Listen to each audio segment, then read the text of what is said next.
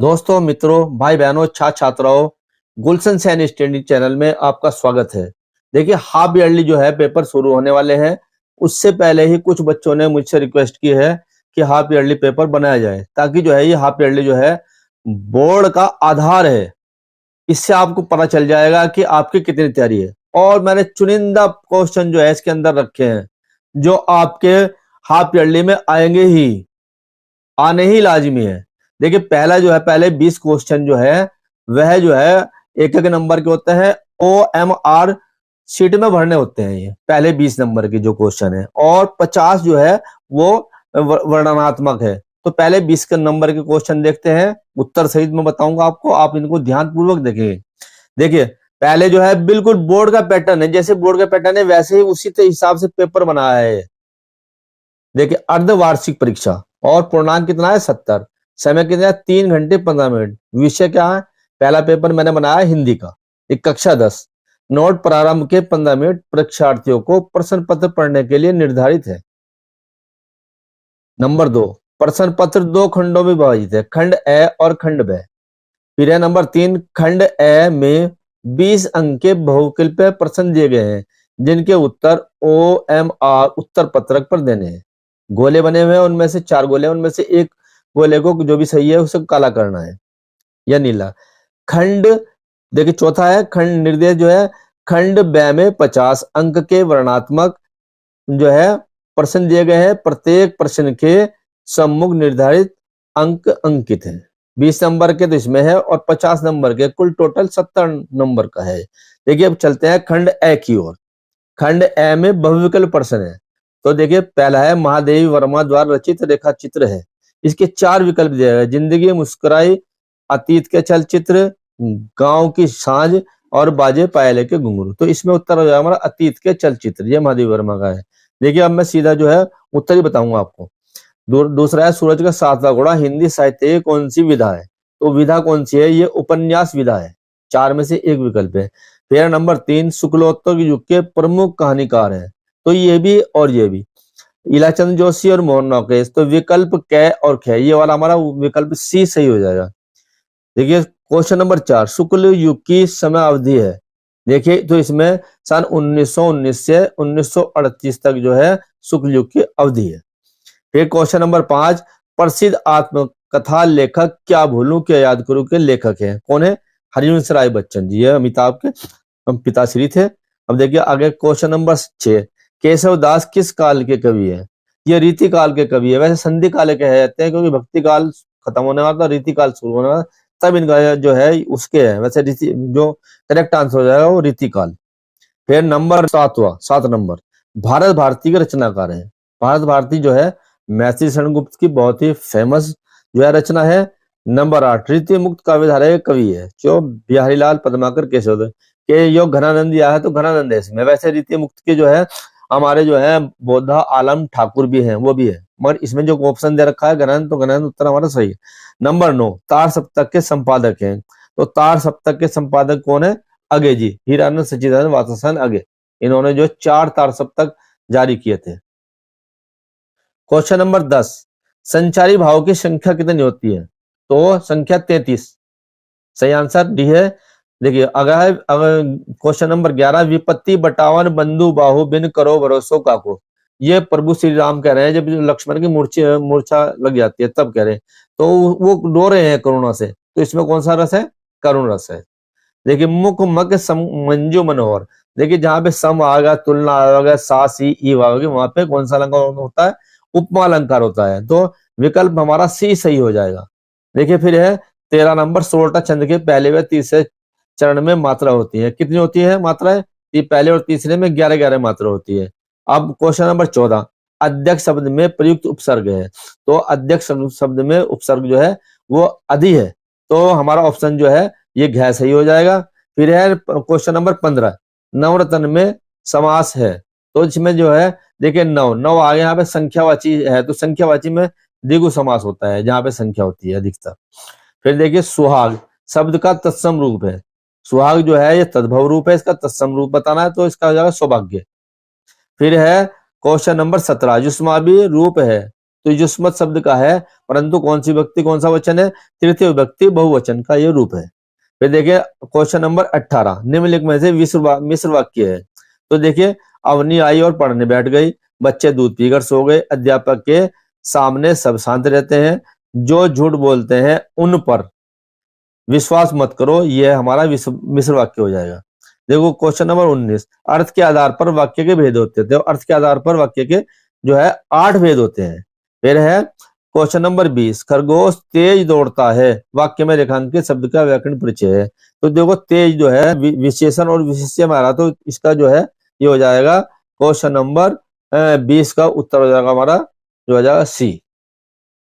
तो दोस्तों ये अब हमें जो है OMR सीट पे भरने हैं। पहले हम निशान लगा लेंगे सही उत्तर पे और फिर उनको क्रम से भरते चले जाएंगे।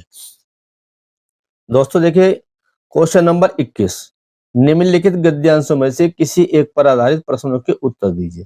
देखिए 2 गद्यांश है, एक ऊपर वाला गद्यांश है और एक नीचे वाला गद्यांश, दोनों के नीचे उत्तर लिखे हुए हैं इनके।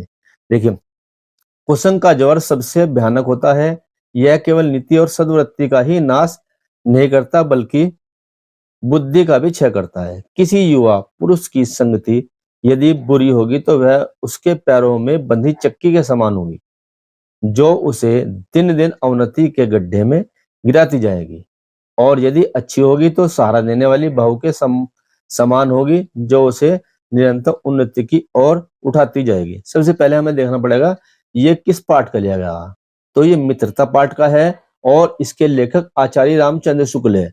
मोटे तौर पर हम जो है पाठों के नाम याद करेंगे और उनके जो राइटर है उनके नाम याद करेंगे। जैसे मित्रता है तो मित्रता सीधा आचार्य रामचंद्र शुक्ल का है, मित्रता भी जहां बात कही जाएगी वो आचार्य रामचंद्र शुक्ल की है। देखिए उपयुक्त गद्यांश का शीर्षक लिखिए। तो शीर्षक तो आप जानते ही है, इसका मित्रता शीर्षक है और आचार्य रामचंद्र शुक्ल इसके लेखक है। गद्यांश के रेखांकित अंश की व्याख्या कीजिए। तो जहां पर ये अंडरलाइन आएगी तो इनकी व्याख्या करनी, तो इसकी मैं आगे जो है आपको बता दी जाएगी जब मैं गद्यांश के वीडियो बनाऊंगा कि किस तरह इसकी व्याख्या की जाती है। अच्छा, इस गद्यांश के माध्यम से लेखक का क्या संदेश देना चाहता है?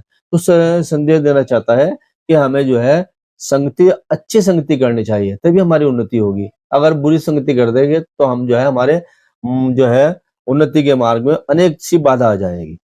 फिर देखिए आगे देखिए, जो तरुण संसार के जीवन संग्राम से दूर हैं उन्हें संसार का चित्र बड़ा ही मनमोहक प्रतीत होता है। जो वृद्ध हो गए हैं, जो अपनी बाल्यावस्था और तरुणावस्था से दूर हट आए हैं, उन्हें अपने अतीत काल की स्मृति बड़ी ही सुखद लगती है। वे अतीत का ही स्वप्न देखते हैं, या जो बीता हुआ समय उसके स्वप्न देखते हैं। तरुणों यानी जवानों के लिए जैसे भविष्य उज्जवल होता है, वैसे वृद्धों के लिए अतीत वर्तमान से दोनों को असंतोष होता है। तरुण भविष्य को वर्तमान में लाना चाहते हैं और वृद्ध अतीत को खींचकर वर्तमान में दिखना चाहते हैं। तरुण क्रांति के समर्थक होते हैं और वृद्ध अतीत गौरव के संरक्षक। इन्हीं दोनों के कारण वर्तमान सदैव क्षुब्ध रहता है और इसी से वर्तमान काल सदैव सुधारों का काल बना रहता है। देखिए ये जो है क्या लिखूं, और इसके लेखक हैं पद्मलाल पुन्नालाल बख्शी। उन्होंने बताया है इसके बारे में, तरुणों के बारे में बताया, जवानों के बारे में बताया कि जवान जो है वह तो भविष्य को वर्तमान में लाना चाहते हैं और जो वृद्ध है वह बीते हुए समय को जो है वर्तमान में लाना चाहते हैं। वर्तमान चल रहा है, वर्तमान से कोई संतुष्ट नहीं है। तो पहला प्रस्तुत गद्यांश के पाठ और लेखक का नाम लिखिए। पाठ का नाम तो हो गया हमारा क्या लिखूं, और गद्यांश के लेखक हो गए पद्मलाल पुन्नालाल बख्शी। अब रेखांकित अंश की व्याख्या कीजिए तो इन्हीं की जो अंडरलाइन की व्याख्या कर देंगे। वर्तमान समय सदैव सुधारों का समय क्यों बना रहता है? तो यहाँ से देखकर हमारा यहाँ से उत्तर मिल जाएगा, इसका वो लिख देंगे। देखिए आगे देखिए क्वेश्चन नंबर 22, जैसे गद्य में 2 आए हैं जो है पैराग्राफ, ऐसे ही पद में दे के रखे गए। देखिए 22 नंबर में देखिए, निम्नलिखित में से किसी एक पद्यांश पर आधारित प्रश्नों के उत्तर दीजिए। उधो मोहि ब्रज बिसरत नाही, वृंदावन गोकुल वन उपवन संघन कुंज की छाई। प्रातः समय माता जसुमती, अरुनंद देखी सुख पावत। माखन रोटी दहियो सजायो, अतिहित साथ खवावत। गोपी ग्वाल बाल संग खेलत, सब दिन हंसत सिरात। सूरदास धनी धनी ब्रजवासी, जिनसो हित जदुतात। देखिए इसमें सीधा दिख रहा है सूरदास, तो इसमें सूरदास हुआ, तुलसीदास हुआ, रहीम दास हुआ, रस खान, इनके एकदम पता चल जाता है कौन इनके रचयिता है। तो हमारा सूरदास है, सूरदास के पदों में से लिया गया है ये पद। प्रस्तुत पद्यांश की संदर्भ ऐसा संदर्भ हिंदी में व्याख्या की है। तो जो संदर्भ लिखते हैं प्रस्तुत पद्यांश हमारी पाठ्य पुस्तक हिंदी के सूरदास के पदों में से लिया गया है।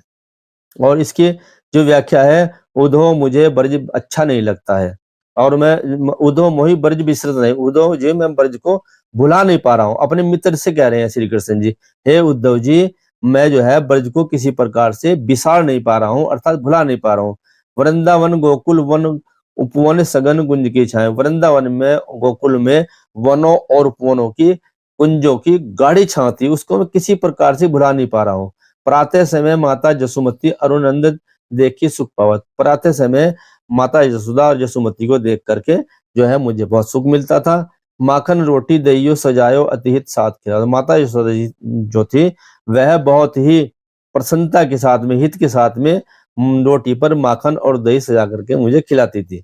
गोपियों और गोपी ग्वाल बाल संग खेलत सब दिन हंस सिलात, गोपियों ग्वालों बालों के साथ में हंसी खुशी से जो है सभी दिन जो है खेलते हुए हंसते हुए व्यतीत हो रहे थे।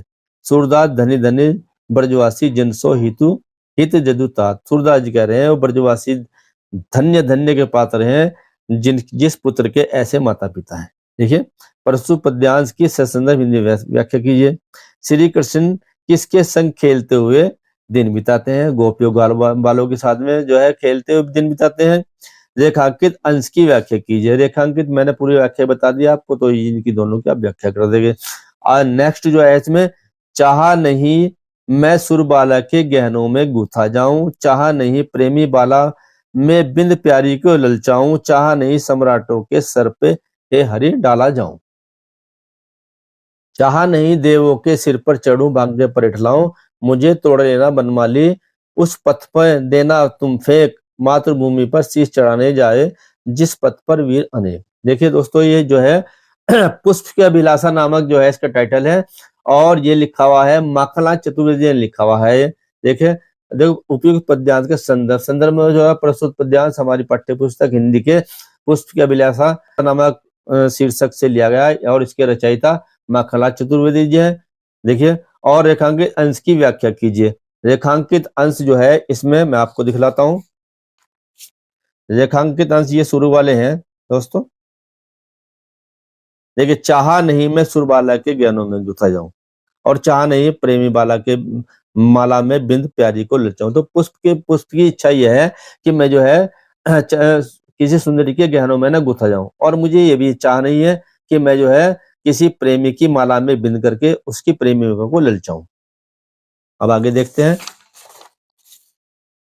देखिए उपयुक्त पद्यांश के अनुसार पुष्प की क्या अभिलाषा? पुष्प की बहुत सी अभिलाषा है। न तो वो पुष्प की अभिलाषा ये है कि मैं जो है मुझे तोड़ लेना मनमाली है, बन के वाली मुझे तोड़ लेना और उस रास्ते पर फेंक देना जिस रास्ते पर अपनी मातृभूमि के लिए जो है शीश चढ़ाने के लिए वीर जो है जिस मार्ग से जाए उस पर मुझे तोड़ करके फेंक देना, ये पुष्प की अभिलाषा है।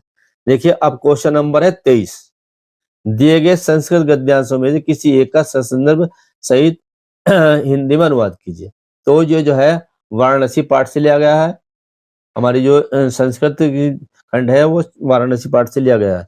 देखिए इसकी हिंदी लिखनी है। वाराणस्याम प्राचीन काला देव गेह गेह विद्या दिव्य ज्योति दोत्य। प्राचीन वाराणसी में प्राचीन काल में घर घर में विद्या की ज्योति जो है वह जलती थी। अधुनापि अत्र संस्कृत वाग्धारा सदन प्रवृत्ति। आज अधुनापि मैंने आज भी यहाँ पर संस्कृत की जो वाग्धारा है वह लगातार प्रभावित हो रही है। जनानाम ज्ञानानाम च वृत्ति, लोगों के ज्ञान को बढ़ाती है। अत अनेके आचार्य मूर्धन्य विद्वांस वैदिक वांग्मस्य अध्ययन अध्यापने च इदानी निरता। यहाँ पर अनेक आचार्य मूर्धन्य विद्वांस वैदिक साहित्य के अध्ययन और अध्यापन, पढ़ने और पढ़ाने में घिरे रहते हैं। यानी पढ़ने में और पढ़ाने में जो घिरे रहते हैं। देखिए अथवा जो है एकदा बहवे जना धूमयानम, यह है प्रबुद्धो ग्रामीण का। एकदा बहवे जना धूमयानम, रेलगाड़ी आरूह्य नगरम प्रति गच्छति समय, एक बार बहुत से लोग धूमयानम माने धुएं का यान अर्थात रेलगाड़ी में चढ़ करके नगर की ओर जा रहे थे। तेसु केचित ग्रामीण केची नागरिक आसन, उनमें से कुछ ग्रामीण थे और कुछ नागरिक थे। मौनम स्थितिषु तेसु एक नागरिक ना ग्रामीणान उपहसन एकत्रित, चुप बैठे हुए उनमें से एक नागरिक ने गांव वालों का उपवास और मजाक बनाते हुए कहा, ग्रामीण अद्यापि पूर्वत अशिक्षिता अज्ञाश्च संति, कि ग्रामीण आज भी पहले की तरह अशिक्षित और अज्ञानी है। न तेषां विकास है एवं न च भवितुम शक्नोति, न तो उनका विकास हुआ है और न हो सकता है। तस्य तादृशं जलपन्नं श्रुत्वा कोपि चतुर ग्रामीण अवरोध, उसकी इस प्रकार से जो है घमंड भरी बातों को सुन करके किसी चतुर ग्रामीण बोला, भद्रम नागरिक, अरे श्रेष्ठ नागरिक, भवाने एवं किंचित बहु, यह आप क्या कहते हो, यह तो ही भवाने शिक्षित है बहुज्ञ चे अस्ति, जैसे कि आप ही जो है शिक्षित हैं और आप ही बहुत कुछ जानने वाले हैं। ये इसकी हिंदी होगी। और देखिए रात अब आ गया गद्यांश पद्यांश, जो गद्यांश है संस्कृत का जो पद्यांश है। रात्रि गमिष्यति भविष्यति सुप्रभातम भास्वानुदेश्यति हस्यति पंकजांजलि पंकजाली इततम विचिन्त्यति कोश गते दिरेफे हा हंते हंते नलिनी गजे उजारे। देखिए ये जो है अन्योक्ति विलास का लिखा हुआ है और इसमें कवि ने जो है भंवरे का वर्णन कर रखा। भंवरा जो है वह जो है कोश में बंद है। दिरेफ दिरेफ मानो कोश, जो कमल का फूल होता है उसकी पंखड़ी होती है, उसके पंखड़ियों के अंदर बंद है।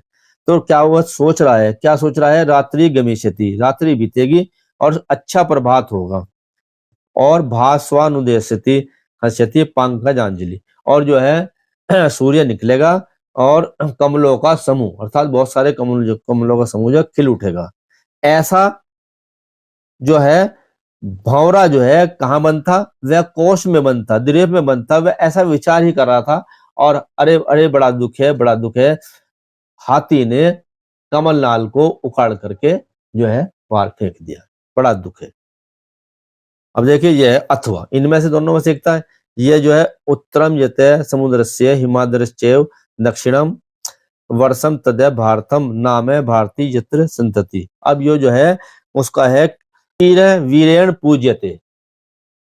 तो ये जो है पुरु महाराज जो है सिकंदर से कह रहे हैं, उत्तरम यते समुद्रस्य हिमाद्रस्य दक्षिण में, अच्छा वर्षम तदय भारतम नाम है भारती यत्र संतति। उत्तर में जिसके जिसके जो दक्षिण में समुद्र है, उत्तर में जिसके हिमालय पर्वत है, वह वर्षम माने क्षेत्रफल जो है भारत है और उसमें रहने वाले भारतीय उसके संतान है, वहां पर रहने वाले भारतीय उसके संतान है। अब देखिए क्वेश्चन नंबर हम 24 की ओर बढ़ते हैं। इसमें अपने क्षेत्र के अनुसार जो है पुस्तकें अलग अलग लगी हुई है। मैंने सबके क्वेश्चन लिख रखे जो बहुत ही इंपॉर्टेंट है, आपको अपने क्षेत्र के हिसाब से इन्हें तैयार करना है। देखिए स्वपठित खंड काव्य के आधार पर निम्नलिखित प्रश्नों में से किसी एक प्रश्न का उत्तर दीजिए। जो भी आपका खंड है, जैसे अग्र पूजा है, इनमें दो में से एक क्वेश्चन का आपको उत्तर देना है। देखिए अग्र पूजा खंड काव्य की कथा वस्तु संक्षेप में लिखिए, 3 नंबर का क्वेश्चन है। और फिर देखिए अग्र पूजा खंड काव्य के प्रधान पात्र नायक का चित्रण कीजिए। जो भी नायक है उसका जो है या तो ऊपर वाला या नीचे वाला, 3 नंबर का है। फिर है नख है, तुमुल खंड काव्य के आधार पर नायक का चित्रण कीजिए और तुमुल खंड काव्य के पंचम वर्ग की कथा अपने शब्दों में लिखिए। दोनों में से इनमें से एक करना है या इनमें से एक करना, जो भी आपके क्षेत्र के हिसाब से बुक लगी हो उसके हिसाब से जो है करेंगे। ये गए ज्योति जवाहर खंड काव्य कथा वस्तु संक्षेप में लिखिए, जो भी आपको लगा हुआ है। फिर है ज्योति जवाहर खंड काव्य के आधार पर नायक जवाहरलाल नेहरू का चित्रण कीजिए। दोनों में से एक करना है, कोई सा भी खंड है उनमें से आप एक जो भी आप पे लगा उनमें से दोनों में से एक करना है। देखिए मुक्ति दूत खंड काव्य के आधार पर गांधी जी की चारित्रिक विशेषताओं का वर्णन कीजिए। फिर है दूसरा है मुक्ति दूत खंड काव्य के तीसरे सर्ग का संक्षिप्त वर्णन अपने शब्दों में कीजिए। फिर यह अंगे जय सुभाष खंड काव्य के आधार पर सुभाष चंद्र बोस की विशेषताओं का वर्णन कीजिए, या जय सुभाष खंड काव्य के आधार पर चतुस्सर्ग की कथा का संक्षेप में लिखिए। फिर है करमवीर भरत खंड काव्य के आधार पर भरत के चरित्र की विशेषता का वर्णन कीजिए, या फिर जो है करमवीर भरत खंड काव्य का कथासार लिखिए। नंबर 6 मातृभूमि के लिए खंड काव्य के प्रधान नायक का चरित्र कीजिए। नेक्स्ट है मातृभूमि के लिए खंड काव्य के तृतीय सर्ग का सारांश संक्षेप में लिखिए। फिर है कर्ण खंड काव्य के षष्ठम अर्थात छठे सर्ग की कथा वस्तु अपने शब्दों में लिखिए, या कर्ण खंड काव्य के नायक का चित्रण कीजिए। देखिए दोस्तों, जो है आप पे जो भी खंड काव्य लगा उसमें से दोनों में से एक क्वेश्चन आपको करना है। फिर क्वेश्चन नंबर 25, दिए गए लेखकों में से किसी एक लेखक का जीवन परिचय देते हुए उनके एक प्रमुख रचना लिखिए। जयशंकर प्रसाद, पद्मलाल, पुन्नालाल बख्शी, राजेंद्र प्रसाद, तीनों में से जो है वो एक का करना है हमने। कि तीन नंबर का तो उनका जीवन परिचय है, और जो है 2 नंबर की उसकी जो है वो प्रमुख रचना है। फिर देखिए, क्या ये लेखक हो गए, ये कवि हो गए। निम्नलिखित कवियों में से किसी एक का जीवन परिचय लिख दीजिए तथा उनकी एक प्रमुख कृति या प्रमुख रचना का नाम लिखिए। देखिए देखिए सूरदास नंबर 2, तुलसीदास नंबर 3, इसका बहुत बहुत इंपॉर्टेंट है, एक इनमें से आ जाएगी। फिर देखिए क्वेश्चन नंबर 26, अपनी पाठ्य पुस्तक में से कंठस्थ एक श्लोक लिखिए जो इस प्रश्न पत्र में न हो। आपको दो श्लोक याद करने हैं, और श्लोक को याद ही नहीं करना है, उन्हें लिखकर भी देखना है और मिलान करके भी देखना है, क्योंकि बच्चे याद तो कर लेते हैं, वहां पर बहुत सारी मात्राओं की गलती करते हैं, हलंत की, विसर्ग की गलती करते हैं। तो इसलिए दो अपना श्लोक जो कंठस्थ करिए और उनमें से उनको बार बार लिख के देखिए। जो प्रश्न पत्र में आ जाएगा उसको मत लिखिए, उसमें दूसरा लिख दिए। इसलिए मैं 2 तैयार करने के लिए कहता हूं। देखिए अब आगे क्वेश्चन नंबर 28, अपने क्षेत्र की नालीदार सड़कों आदि की समुचित सफाई न होने पर स्वास्थ्य अधिकारी को एक शिकायती पत्र लिखिए। बहुत बहुत इंपॉर्टेंट है। फिर अथवा, या देखो 4 नंबर की है, या तो ये वाली की है या ये। बिजली की समस्या के निराकरण हेतु अपने जिले के बिजली विभाग को एक शिकायती पत्र लिखिए। शिकायती पत्र देखो, वैसे तो इसमें जो है दूसरा ही पत्र है, परंतु मैंने जो बहुत इंपॉर्टेंट है वही लिखवाया, इनमें से आपको आ जाएगा निश्चित रूप से। देखिए क्वेश्चन नंबर 29, निम्नलिखित में से किन्हीं 2 प्रश्नों के उत्तर संस्कृत में लिखिए। संस्कृत में प्रश्न है, इनके जो है उत्तर लिखने हैं, संस्कृत में लिखने हैं। देखिए पहला क्या है, गीताय क्या संदेश है। दूसरा है चंद्रशेखर है क्या आसित है। तीसरा है पुरुराज है क्या आसित है। चौथा है वाराणसी नगरी के शाम संगम स्थली अस्थि। फिर है 5वां वीर के पूज्यते। तो ये इनमें से 5 है, 5 में से हमें 2 करने हैं जो आपको अच्छी तरीके से आते हो। ये बहुत बहुत इंपॉर्टेंट है। फिर क्वेश्चन नंबर 30, निम्नलिखित में से किसी एक विषय पर निबंध लिखिए। तो दोस्तों मैंने बहुत ही जो इंपॉर्टेंट है आने वाले हैं, बिल्कुल ये आएंगे ही। इनमें से एक, विज्ञान वरदान या अभिशाप। आजकल विज्ञान का ही देखो चारों ओर महिमा दिखाई दे रहे, युद्ध हो रहे हैं। तो पता है इजराइल का और जो है यूक्रेन का, हमास वगैरह का, रूस का युद्ध हो रहा है। तो विज्ञान वरदान हो रहा है या अभिशाप, ये इसके ऊपर आपको लिखना है। फिर यह पर्यावरण प्रदूषण की समस्या में समाधान, और युद्धों के कारण जो है पेड़ों काटों के कारण ये जो है पर्यावरण प्रदूषण फैल रहा है, ये भी इंपॉर्टेंट है। स्वदेश प्रेम, आजकल के जो है आजकल के जो भी वातावरण चल रहा है उसके ऊपर ही है। देखिए शिक्षा में खेल कूद व अनुशासन का महत्व। तो ये जो दोस्तों मैंने बहुत बहुत इंपॉर्टेंट है वही आपके लिए छाटे हैं। आप इसकी अच्छी प्रकार से तैयारी कीजिए। देखिए बोर्ड में अगर आज आपको अच्छे नंबर लाने हैं तो हाफ ईयरली उसका बेस होता है। अगर आपने अपना बेस मजबूत कर लिया फिर आपके बहुत बहुत अच्छे नंबर आएंगे। अगर आपको वीडियो पसंद आए तो वीडियो को लाइक कीजिए, चैनल को सब्सक्राइब कीजिए और अपने दोस्तों से शेयर भी अवश्य कीजिए। जल्द ही दोस्तों आपको और अच्छी वीडियो देखने को मिलेगी। धन्यवाद।